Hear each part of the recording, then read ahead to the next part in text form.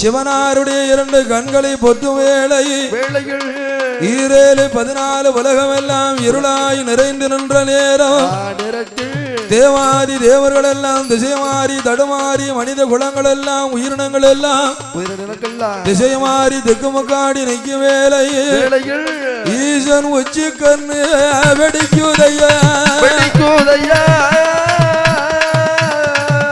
ஈசன் உச்சி பிளம்பு வெடிக்குதையா அந்த உச்சி கண்ணில் தன்னதியில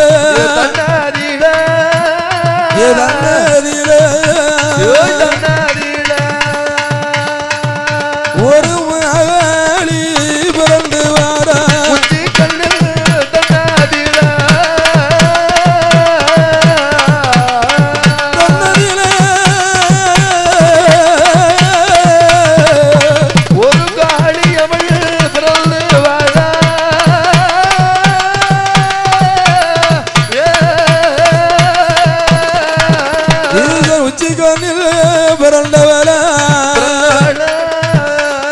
பிறந்த வேளை தேவி உச்சினி மகாளி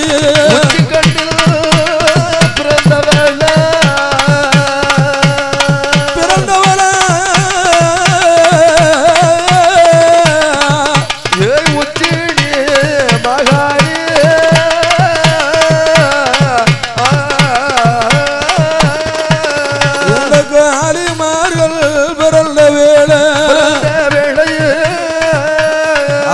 தோற்றம் எப்படி இருக்கிறார் ஐயா? அந்த நாகலோகப்பட்டணத்தில் நாகராஜனுக்கு நாக கன்னிக்கும் பிள்ளையாய் பிறந்தவர்கள் ஒன்று நாகமாக இருக்க வேண்டும். இல்லையானால் நாகராஜன் நினைத்த நேரத்தில் நினைத்த சிறுவத்தை எடுக்கும் வல்லமை கொண்டவன். அதனால் அவர்கள் மானிட ரூபம் வேறு ரூபமாக இருக்கலாம். ஆனால் இவன் கண்ட ரூபம் கண்ட கோலம் இந்த அண்ட புவனம் எல்லாம் நடுநடுங்குமாறு இருக்கிறார். அன்று பிறந்த குழந்தை எப்படி இருக்கிறது? அது வீரப்பல்ல விரிசடையா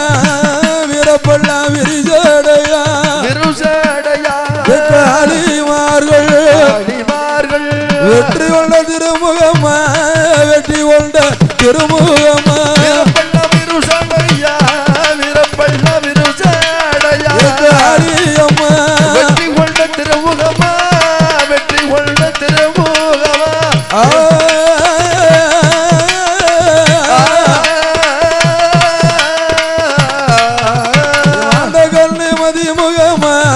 மாண்ட கண்ணு மதிமுகமா முத்தாரம்மா துர்க்கையம்மா உச்சினி மகாளி மனிதரை போல் சுருவங்கள மனிதரை போல் சுருவங்கள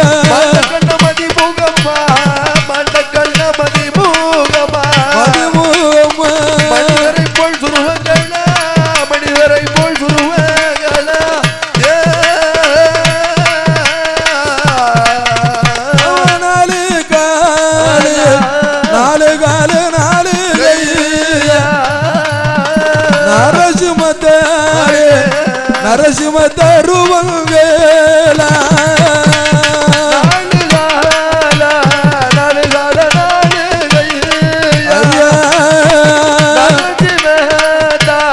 நரசிம்ம தருவங்கேல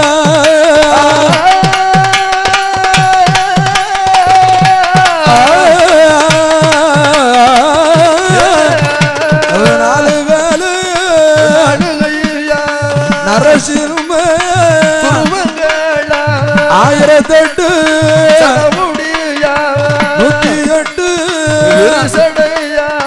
விரித்த ஜடமுடிய முத்தாரம்மா துர்க்கையம்மா உச்சினி மகாளியே வேற சிறு கோலங்கள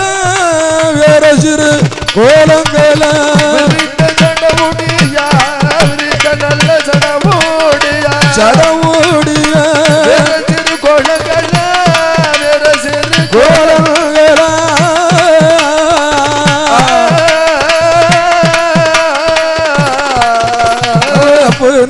ஜடையழகி ஹரிராமன் தங்கையம்மா நல்ல ஜடையழகி அபிராமன் தங்கையம்மா கோல நல்ல ஜடையழகி கோபாலன் தங்கையம்மா கோல நல்ல ஜடையழகி கோபாலன் தங்கையம்மா அவ விரித்த ஜடமுடிய விரித்த ஜடமுடிய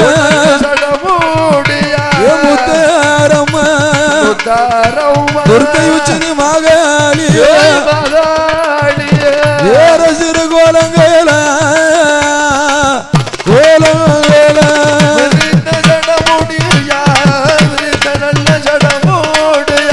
ஜடமுடிய வேற சிறு கோலங்கள வேற சிறு கோலங்கள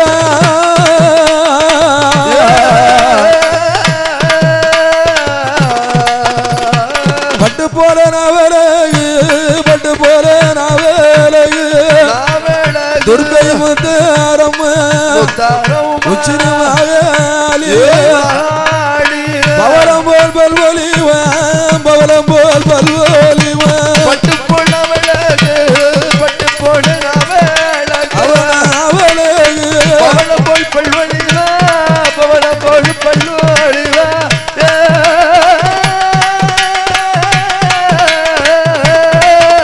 அவ சுளாயுதம்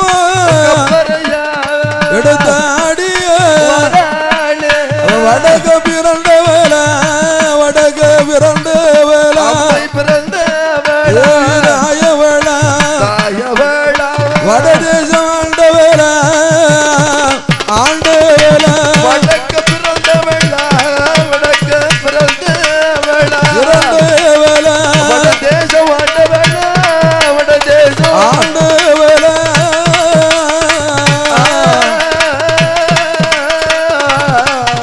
அம்மை அலங்கு பெண்ணோ தெலுங்கு பெண்ணோ அலங்கு பெண்ணோ தெலுங்கு பெண்ணோ தெலுங்கு பிள்ளார் முத்தாரம்மா துர்க்கை உச்சினி மகாலியே அகிலத்தை ஆள்பவளே ஆள்பவளே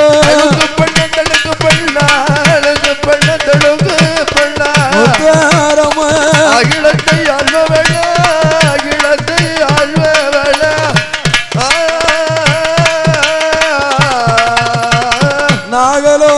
நாகலோகப்பட்டணத்தில் காளிமார்கள் இன்பமோடு அவதரித்து வருகிறாள் அவதரித்து வருகிறாள் முத்தாரம்மை துர்க்கை உச்சினி மகாளி அட்டகாடி 8 பேரா அகிலமால வருகிறாள்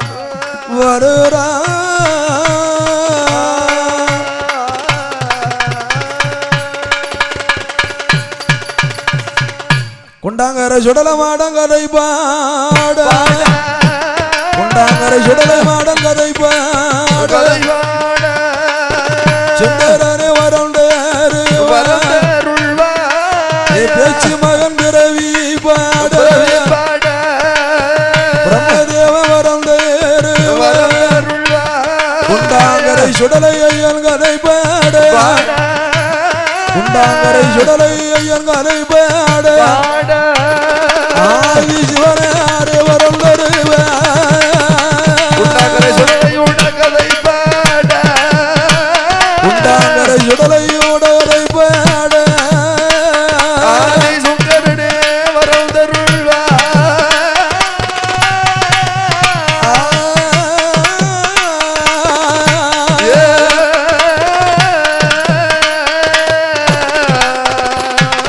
ஆதி அஷ்டகிரி பருவூரமா அருணகிரி பருவூரமா அங்க தொட்டகிரி பருவூரமா சொருணகிரி பருவூரமா ஆனை போல முடி ஒழுங்கும் அந்த பொண்ணு வலிகையில யாரெல்லாம் வாழ்ந்து வார பகவான பார்வதிய திருப்பார் கடலேதியிலே பச்சமாலுடனே லட்சிய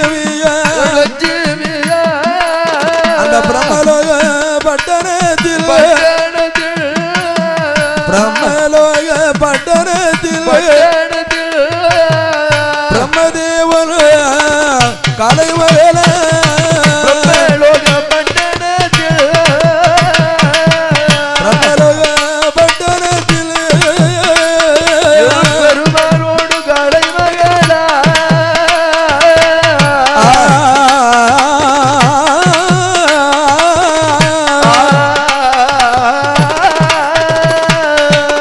அமராவதி பட்டணமா எந்திரானா எந்திராணி முக்கோடி தேவர்களா 40,000 ரிஷிமார்கள் சூரியரா சந்திரரா இமையவரா மறையவரா நல்முகன நல்முகனா நல்முகனா நாரத மாமுனிவ மாமுனிவ நல்முகனா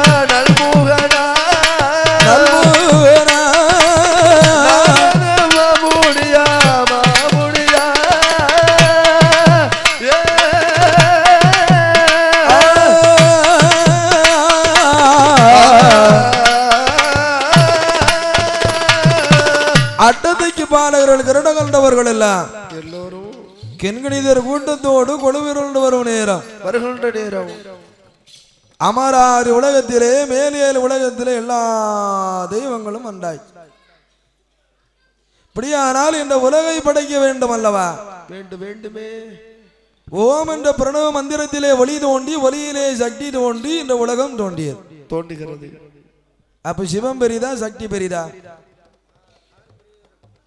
ரொம்ப நாள் அந்த பஞ்சாயத்து தீரவே மாட்டேங்குது. உண்மையை ஒத்துக்கணும்னா சிவம் தான் பெருசு. இந்த உடம்புல எவ்வளவு சக்தி இருக்குன்னு நினைச்சிடலாம். நம்மளுடைய திறமையை வெளிப்படுத்தி நிரூபிச்சுக்கலாம். உயிர் எங்க இருக்குன்னா காட்ட முடியுமா? முடியாது. அது மறைபொருளாக இருக்கும். இந்த உடல் முழுவதும் பரவி நிரம்பி இருக்கிறது. எங்க இருக்குன்னு எப்படி நம்ம சொல்ல? ஒளி ஓம் என்ற பிரணவ மந்திரத்திலே ஒளி தோன்றியது, ஒளியிலே சக்தி தோன்றினால் அந்த ஒளி தான் சிவம். அப்போ ஒளி இல்லையானால் ஒண்ணுமே கிடையாது. அதுதான் ஆண்டவனே அருட்பெரும் ஜோதி ரூபமாய் நிற்கிறான்னு சொல்லுகிறான். அவனுக்கு இணையா அந்த உலகத்திலே எதுவுமே கிடையாது. பிரணவம், ஓம் என்ற பிரணவம். எதுக்கு அதுக்கு பிரணவம்னு பேர் வச்சான்? நவம்னா புதுமை, பிறன்னா மிகச் சிறந்த, தலை சிறந்தன்னு அர்த்தம். பிரணவம்னா தலை சிறந்த புதுமையானதுன்னு அர்த்தம். எது புதுமையானது? என்றுமே பழமையாகாமல் எந்த காலம் கடந்தாலும் புதுமையாக எது நிலை பெற்று நிற்கிறதோ அது பிரணவம். ஓம் என்ற மந்திரம் ஆதியிலே தோன்றியது. இன்னைக்கு வரைக்கும் அது சலிப்பு தட்டுமா யாருக்காவது? இல்லை அந்த மந்திரம் இல்லாம ஏதாவது இயங்க முடியுமா? எதையாவது இயக்க முடியுமா? அப்ப என்றுமே பழமையாகாமல் புதிதாக தோன்றும் ஒரு சொல் பிரணவம். அது ஓம் என்ற சொல். அதுக்கு தான் வீட்டுல பொங்குனா சாதம், கோயில்ல பொங்குனா பிரசாதம். வீட்டுல பொங்குனா சாப்பாடு, கோயில்ல பொங்குனா தலை சிறந்த சாப்பாடு. அது அருமருந்தாக நினைக்கும். இறைவனை வணங்கி அந்த தீர்த்தம் திருநீரை அருண்டி அவனுக்கு படைச்ச சாப்பாட்டுல ஒரு குத்து சோறு இந்த தொண்டையை தாண்டி உள்ள போயிட்டுன்னு வைங்க, இந்த நோய் நொடி இல்லாமல் பாதுகாக்கும் சக்தி அதுக்கு உண்டு. அதனாலதான் அதுக்கு பிரசாதம்னு பேர் வச்சா. இன்று என்றும் பழமையாகாத புதுமையாய் நிறைந்திருந்த பிரணவத்திலே ஒளி தோண்டி ஒளியிலே சக்தி தோண்டி ஒளி சிவமாகவும் சக்தி அதனுடைய தன்மையாகவும் ரூபமாய் அவதரித்தார். சிவனுடைய ரூபத்திலே பிரம்மா, விஷ்ணு, ருத்ரன். சக்தியினுடைய ரூபத்திலே துர்கை, லட்சுமி, சரஸ்வதி, ராதா, சாவித்ரி. ஆக அட்டமா சக்திகள், அட்டமா சித்தா தோன்றியது. அதிலே இறையவன் பகவான் பரம்பொருள் அந்த நான்முகனை தான் வரவழைத்து படைப்பதற்கு ஆணையிடுகிறான். எம்பெருமான் நாராயணன் காண்டு ரட்சித்தருள்வாளிக்கிறான். சிவனுடைய ரூபமாய் விளங்கும் ருத்ரன் அழிக்கும் தொழிலை மேற்கொள்கிறான். அப்படியானால் நான்முகன் பிரம்மதேவன்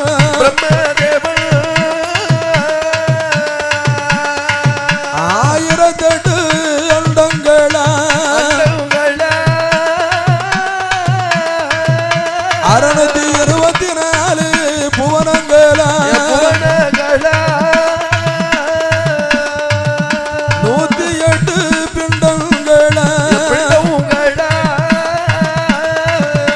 அவன் 14 உலகம் எல்லாம் உலகம் எல்லாம்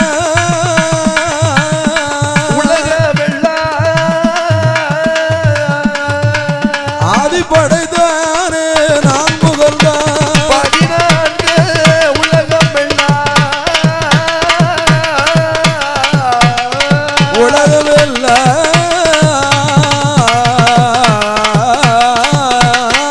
படைத்தானே நான் புகழ்ந்தான்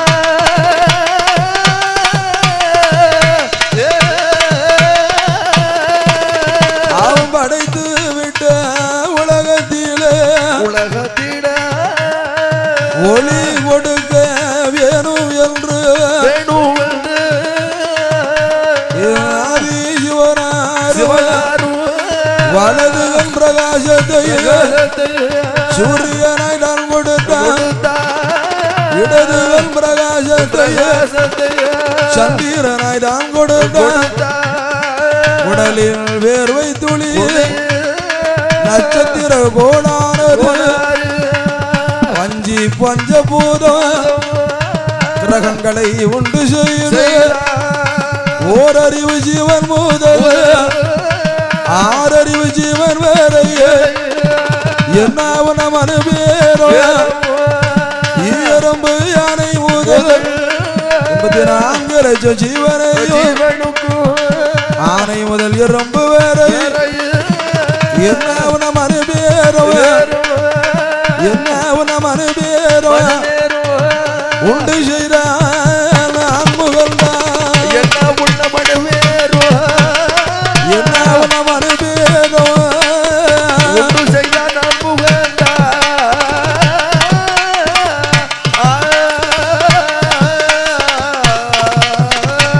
ஓரறிவு ஜீவன் முதல் 6 அறிவு ஜீவன் வரைக்கும் படைத்தான் மரம் செடி கொடி தாவரங்களுக்கு ஓரறிவு ஓரறிவு அந்த ஓரறிவு ஜீவனா மற்ற எந்த அறிவு ஜீவனும் வாழ முடியாது மரம் இல்லையானா மனித குலம் மண்ணோடு மண்ணா அழிந்து விடும் ஓரறிவு ஜீவன் தான் ஒட்டுமொத்த உலகத்திற்கும் காத்த என்ன செய்யுது பிரணவம் சொல்லுதும் இல்லையா பிராணன் இந்த உயிர் சக்தி ஆக்சிஜனை கொடுக்க அதுக்கு மட்டும்தான் முடியும் அதனால் அந்த ஓரறிவு ஜீவன் மரம் செடி கொடி தாவரங்கள் இரண்டாவது அறிவு ஊர்ந்து செல்லும் விலங்குகளான நத்தை கரையான் பாம்பு ஜாதி இனங்களுக்கு 2 அறிவு 2 அறிவு மூன்றாவது அறிவு நீரிலே வாழும் மீன் இனங்களுக்கு நாலாவது அறிவு வெண்ணிலே பறக்கும் பச்சி பறவைகளுக்கு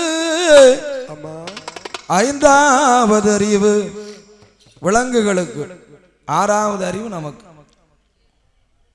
இறைவன் படைப்பில் உலகிலே ஓரறிவு ஜீவன் முதல் 5 அறிவு ஜீவன் வரை எப்படி படைக்கப்பட்டானோ எந்த அம்சத்தில் படைக்கப்பட்டானோ இன்று வரை அப்படியே தான் இருக்கிறது மனிதன் ஒருவன் தான் படைக்கப்பட்ட நோக்கம் மறந்து அவன் படைத்ததை அழிக்கும் நோக்கத்தோடு தன்னுடைய சுயநலத்திற்காக உலகை அழித்து கொண்டு வருகிறான் மனிதன் மட்டும் இந்த உலகம் அழியுமானால் மனிதனால் மட்டும் அழிமை தவிர வேற எந்த உயிராலும் அழியாது எதனால் மனித இனம் அப்படி அதுதான் நீசம் பாவி அப்படின்பா நடந்து போனால் புள்ளியே முளைக்காது கொஞ்சமாவது இயற்கைகளை பாதுகாக்கணும் இல்லையானால் ஒட்டுமொத்தமும் அழிஞ்சிரும் ஏற்கனவே தண்ணி பாட்டில் வந்துட்டு அந்த நேரத்தில் எல்லா ஏரி குளங்கள் நதிகள் எல்லாம் சுத்தமாக இருக்கும் கண்ணாடியாக மின்னும் இப்போ சாக்கடையாக பொங்குது அன்னைக்கு தண்ணி கோரி குடித்தா வயிறு நிறையும் இன்னைக்கு தண்ணி கோரி குடித்தா ஆஸ்பத்திரியில் கட்டெல்லாம் நிறைஞ்சிரும் படுக்கிறதுக்கு இடம் இல்லாமல் ஆயிரும் அப்படி ஆகிவிட்டது கார்பரேட் கைக்கு போயிட்டு தண்ணி ஒருவேளை காற்று மாசுபட்டால் என்ன செய்ய முடியும் ஆளுக்கு ஒரு சிலிண்டர் முதுகுல சமக்க முடியுமான்னு பார்த்துக்காங்க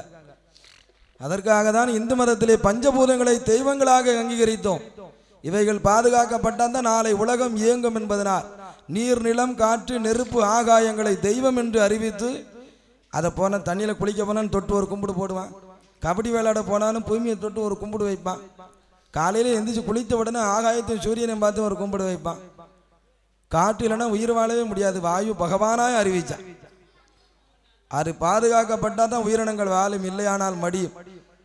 அது கடவுள் இல்லைன்னு நமக்கும் தெரியும், ஆனாலும் அது இல்லைன்னா உலகம் இயங்க.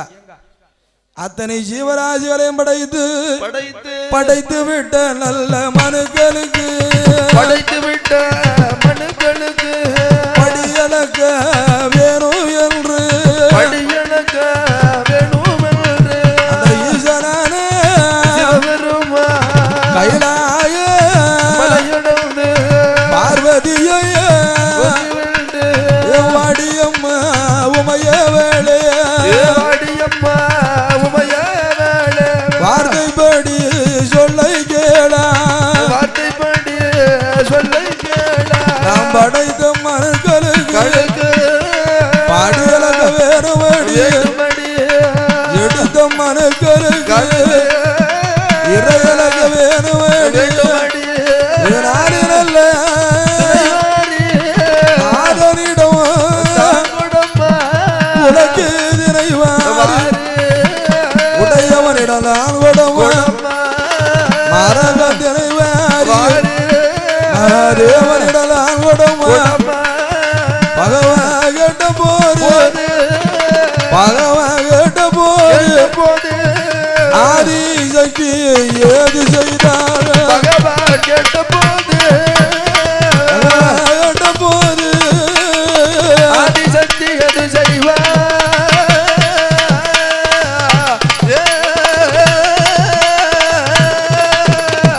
பகவான் போற இடம் பார்வதியின் நான் வருவேன் சிவனாரும் போற இடம் சிவன் தேவியை நான் வருவேன் உம்மை விட்டு பிரிய மாட்டேன் கருவையில இருக்க மாட்டேன் ஆதி சக்தி சொன்ன வேலை ஆண்டவன் சிவபெருமான் இந்த புலக சீமையில சூரியன் எல்லா நேரம் சந்திரன் இருப்பது சந்திரனும் எல்லா நேரம் சூரியனும் இருப்பது கைலாய மலையதிலே பகவான் எல்லா நேரம் பார்வதி நீ இருக்கணும் பார்வதி நீ எல்லா நேரம் பகவானா இருக்கணும்